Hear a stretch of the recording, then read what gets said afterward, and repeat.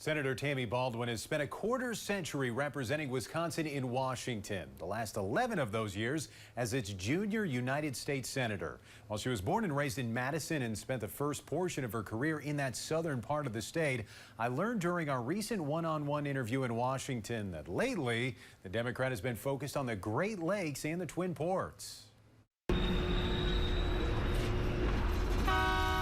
We've heard a lot lately about United Steelworkers on the Iron Range and their pushback on Japanese company Nippon Steel's attempted purchase of U.S. Steel. And when it comes to shipbuilding, Wisconsin knows what a difference investing in America makes. But Wisconsin Senator Tammy Baldwin has been in the trenches lately with USW regarding a fight with China.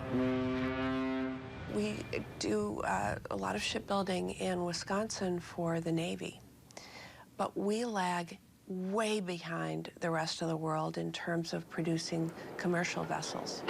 Baldwin has been working with USW leaders in recent months, pushing the Biden administration to launch an investigation into what she calls China's unfair practices in the commercial shipping industry.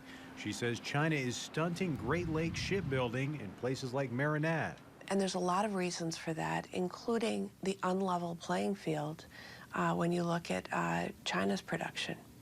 They're producing 1,000 a year, and we're producing maybe 10 a year. That's, first of all, a security issue, but I'd love to see the resurgence of our commercial shipbuilding industry. And that work goes hand in hand with recent efforts to boost the Twin Ports. Our #1 trading partner is Canada. And so the Blatnick Bridge is a corridor for commerce. For 2 years, Baldwin worked alongside Republican Congressman Pete Stauber and fellow Democrat Amy Klobuchar to finally help secure the $1 billion investment that will help reconstruct the bridge connecting Duluth and Superior.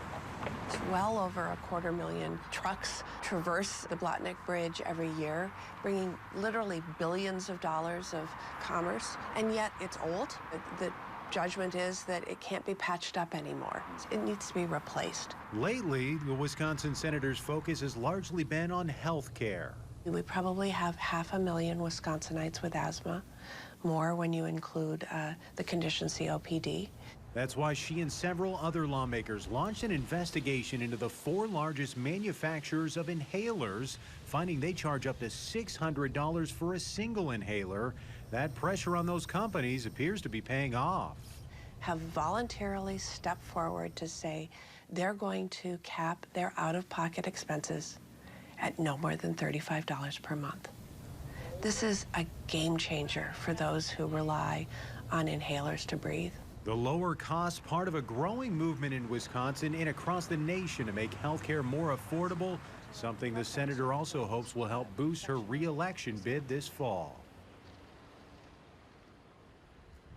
And Baldwin is being challenged by Republican businessman Eric Hovde, who, like Baldwin, was born and raised in Madison. That race is viewed as a pivotal one this fall in the fight for control of the Senate.